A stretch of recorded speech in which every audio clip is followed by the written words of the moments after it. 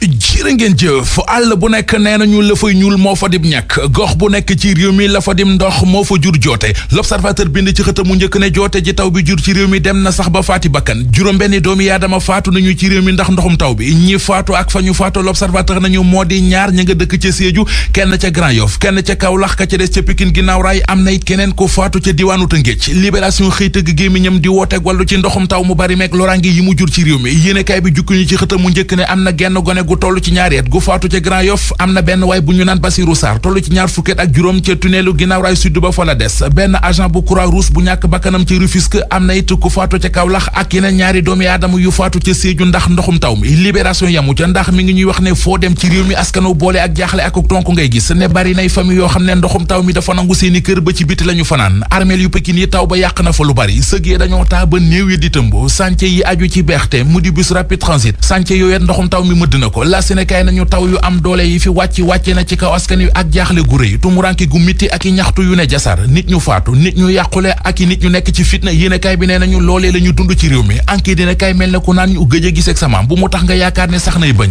inondation yi ci Sénégal wopp la judul wér mukko góomub deewaale la journal L'Info nañu assainissement bu bon bi am ci réew mi moom la taw yi feeñal ba ñu ne fàng ni góomub ja Abdoul Mbaye ne woon fii jamono premier ministre bu Sénégal ni ñu ci biir yéenekaay bi mu jugee ci gouvernement bi ci la saafara inondation yi noppee doon farata ci réew mi ci enquête dina kay mi nañu fa 2012 bi nguuru Macky Sall di teru dañoo andi woon li ñu naan plan de lutte contre les inondations waaye daanaka fa ñu ko waxe woon fa la yam 750 milliards yi ñu ci waroon a dugal ba léegi kenn xamul fan la dugg laata bi nañu jot na nag ñu lijjanti 750 milliards yooyu ñu doon wax naan dañu koy dugal ci plan de lutte contre les inondations journal bi bind ne rapport bi war a am ci koppar yooyee asamaan si anticipé na ko Le Quotidien nañu yàlla ay ci póotum buur day fóot weer ba mu wow mu taw ci kawam buur waaye di weere waaru weeri weñaat taw yu bari te am doole yi wàcc ci réew mi fan yu génn tax na état baa ngi xuus plan bi ñu tegoon ngir xeexe ko mbënd mi wane na ne mënuta saafara lu bari Sud Quotidien ak Vox Populi ñoom amee beneen gis-gis ci mbir mi mu di ci jamono ji réew mi di tëmbe ak buuj ak ball nit ñi di xuus ak a ngacc am ñu ciy faatu am ñu faatu woon ba ñu suul leen di sulleeku ci armée di ndax ndoxum taw mi ki ñu ci yaakaar ngir mu saafara ko di président Macky Sall fi la ne ñukku réew mi ne yàkk bu naqari jël avion am dem Niger ne dafay some ji Sud Quotidien nañu réew maa ngi tëmb njiitu réew mi bàyyi ko fi dem yoonam source waa ne ko ñaaw na ci xare bi capitaine réew mi daw na dawin wu ñaaw yéenekaay bi di laaj Macky Sall lan lay wuti ci réewum Niger lu ëpp solo toog fii ci réew mi lijjanti jafe-jafe yi nga xam ne